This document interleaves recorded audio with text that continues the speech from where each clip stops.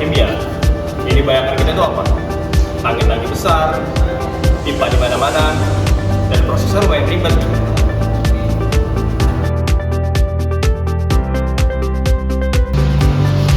Dan memang iya, proses yang begitu ribet dan juga berjalan tanpa henti sehingga menghasilkan produk-produk seperti plastik, minyak, dan juga air. Tunggu, mengenai air banyak digunakan dalam skala besar, utamanya dalam media pencucian, pendinginan, bahkan untuk bereaksi. Namun hasilnya setelah digunakan, air tidak lagi sama seperti sebelumnya. Tapi air banyak mengandung sebagai pengotor dan juga air yang berbahaya terutama pada lingkungan. Nah, di titik inilah pengolahan limbah cair menjadi penting.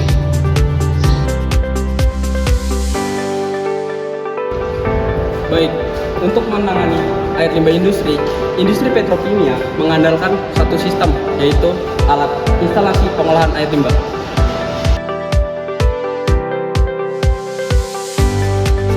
Instalasi pengolahan air limbah bekerja berlapis. Jadi, air tidak langsung dibersihkan, tetapi harus melewati tahap demi tahap, mulai dari kimia, fisika, dan tahap lanjutan. Baik, rekan saya akan menjelaskan mulai dari tahap pertama terlebih dahulu.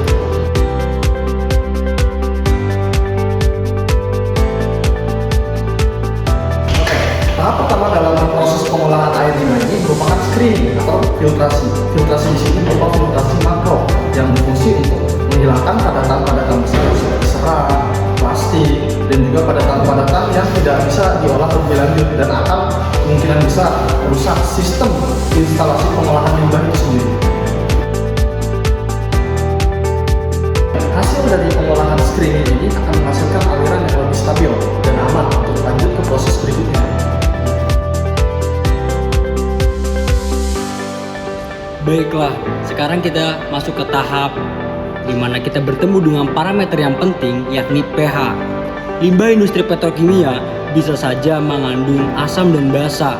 Maka dari itu, adanya tangki netralisasi ini untuk memproses air di mana supaya air ini dapat dinetralisasikan supaya optimal dan terhindar dari tingginya asam dan tingginya basa. Masalahnya, polutan limbah industri cair begitu berukuran sangatlah kecil dan sulit untuk dipisahkan. Maka dari itu ada yang namanya proses koagulasi dan flokulasi, di mana proses ini berfungsi untuk memancing partikel-partikel halus supaya menempel dan membentuk gumpalan besar yang biasa kita sebut juga sebagai vlog. Tahap ini kelihatannya simple, tapi sebenarnya sangat sensitif. Dosis bahan kimia dan pengadukannya sangat berpengaruh pada hasilnya.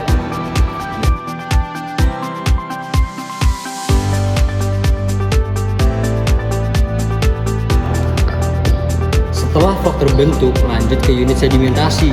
Di unit sedimentasi ini, air didiamkan hingga vlog yang masanya lebih berat akan mengendap dan air yang di atas akan terlihat lebih jernih, serta vlog yang tadi akan dikumpulkan dan kita sebut sebagai sludge.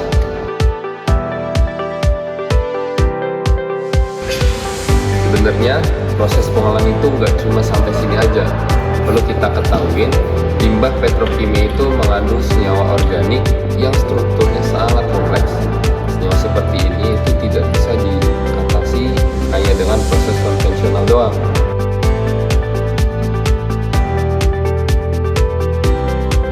Makanya digunakanlah Advanced Oxidation Process atau AOP. Di tahap ini, reaksi kimia itu dimanfaatkan untuk memecah senyawa organik menjadi bentuk yang lebih sederhana dan juga lebih aman.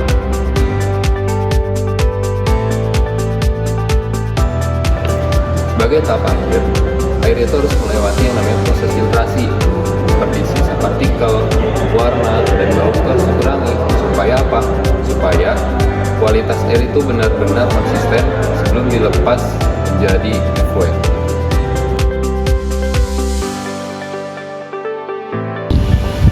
IPAL sekarang sudah semakin maju, di mana pada era modern, IPAL sudah menggunakan sistem Smart Wastewater Treatment. Nah, sistem ini, IPAL dilengkapi dengan teknologi canggih seperti sensor secara real-time, kontrol otomatis, dan analisis data yang dapat membantu menjaga kualitas air agar lebih konsisten. Nah, pendekatan ini sejalan dengan konsep zero waste dan circular economy, di mana air hasil olahan digunakan kembali untuk proses dan lumpur yang dihasilkan juga dapat dimanfaatkan sebagai sumber energi, di mana seluruh tahapan proses dioptimalkan untuk mengurangi jejak limbah hingga mendekati nol. Pendekatan ini jalan dengan prinsip 3R secara ketat, di mana limbah yang dihasilkan dan diproses itu dapat dikurangi dampaknya hingga dapat secara aman dibuang ke lingkungan.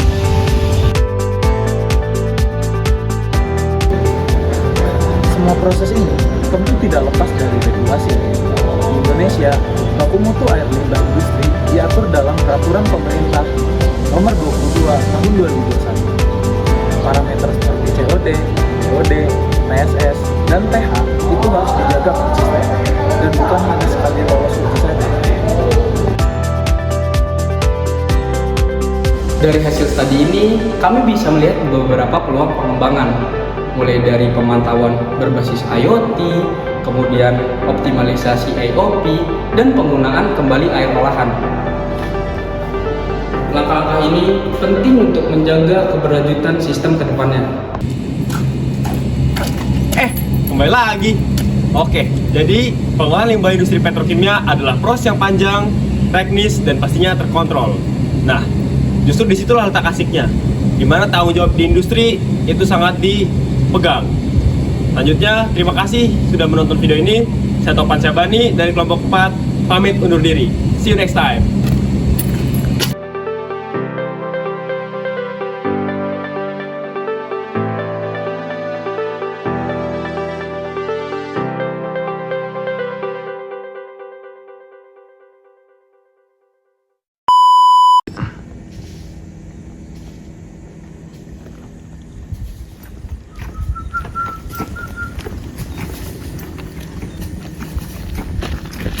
Halo Mas Gandhi, izin nih Mas, dilihat-lihat Mas lagi melakukan pengolahan limbah nih Mas. Bukan pengolahan sih, ini sebenarnya saya cuma ngebersihin selokan ya, ini kan menuju ke IPAL. Oh begitu. Banyak juga ya Mas ya sampahnya? Ya lumayan lah, ini tumbuhannya udah mulai padat, jadi harus dibersihin. Bisa nggak Mas kita mengobrol lebih dalam tentang pengolahan limbah nih? Ngobrol pengolahan limbah? Iya. Boleh.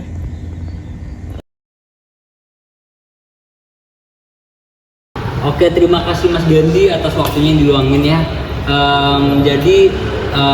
Sebelumnya maaf nih Mas Gandhi. Mas Gandhi ini sibuk gak sih sebelumnya? Dan maaf nih, saya udah ganggu waktu Masnya buat saya bertanya-tanya tentang pengolahan limbah. Ya selain tugas saya buat ngebersihin bagian IPAL tadi, kosong sudah hari ini. Oke, terima kasih ya Mas ya. Boleh nggak sebelumnya? Nanti sih saya bakal tanya-tanya ke Mas Gandhi nih tentang ya pengolahan limbah kisaran 5 atau 10, 15, 25 pertanyaan boleh? Banyak juga ya. Ya saya jawab sebisanya. Oke, tapi saya pinter Mas soal yang namanya ngerangkum. Saya bisa ngerangkum mulai dari 15 pertanyaan jadi 3 pertanyaan. Tenang aja Mas ya. Saya bakal kasih 3 pertanyaan aja. Sebelumnya yang tadi saya lihat nih Mas ya. Mas kan lagi membenerin aliran selokan ya kan Mas? IPAL itu. Iya. Tadi lihat banyak nih sampah yang membuat si aliran tersebut itu tersumbat. Dan kira-kira apa ya Mas efeknya terhadap pengolahan limbahnya tersebut? Buat efeknya sendiri pastinya kalau misalkan bagian penyumbatan tuh ngurangin flow menuju tempat pengolahannya ya. Nah, pengurangan flow ini bisa nurunin bagian efisiensi, sama juga pada akhirnya tuh baku mutu airnya bisa aja berubah. Jadi nggak sesuai dengan apa yang kita inginkan seperti itu. Oh, cukup jelas ya Mas ya. Oh, ini pelajaran baru sih buat saya. Selanjutnya Mas, selama mengoperasikan IPAL nih, ya apalagi sih tantangannya dalam mengoperasikan unit IPAL ini? Pasti banyak kan tantangannya. Kalau buat tantangan yang paling sering itu sebenarnya lebih ke bagian maintenance perharinya. Apalagi untuk bagian pre-treatment itu sering banget. Soalnya bagian kayak pompa sama bagian filter awal screening itu sering banget tersumbat sama benda-benda gede. Tau lah, kayak kayu, terus batu, lumpur seperti itu. Terus juga kalau misalkan kadang tuh ada airnya tuh berlemak gitu kan, dari mungkin terbawa nutrisi atau apa, entah saya nggak tahu dari mana, itu bisa buat foaming. Nah, foaming ini tuh bisa nyebabin masalah lah di bagian sistem, entah itu bikin kavitasi di bagian pompa atau sebagainya seperti itu. Nah, terima kasih Mas Gandhi. Tadi saya dengar dari penjelasan Mas Gandhi ini hebat sebenarnya. Mas Gandhi ini terlihatnya seperti orang yang kompeten banget ini di mahasiswa Politeknik Industri Petrokimia Banten ini. Nah, omong-omong ya Mas ya, minggu-minggu ini nih musim hujan, ya, musim hujan. Pasti ya Mas ya, debit airnya itu tinggi-tinggi nih. Apa sih mitigasi supaya operasinya tetap optimal nih Mas? Nah, kalau mitigasi sendiri itu biasanya kita bukan nambahin sih, itu ada bagian kolam tambahan. Itu biar kita sistem di dalam IPAL tuh nggak overload dari air hujan tambahan atau air turunan dari mana lah, seperti itu. Dan juga sistem drainase kita terus dibikin sistemnya tuh khusus buat nanganin air tumpahan entah dari mana itu. Oh gitu ya. Sebelumnya boleh kan Mas, ini saya buat ini soalnya tugas kuliah saya. Dan ini terima kasih loh Mas udah ngejelasin apa itu pengolahan limbah hingga mulai dari operasionalnya, tantangannya, dan ini sangat membantu saya terhadap pengetahuan saya pribadi. Terima kasih ya Mas ya. Ya, senang juga bisa membantu. Ya, terima kasih Mas. Ya.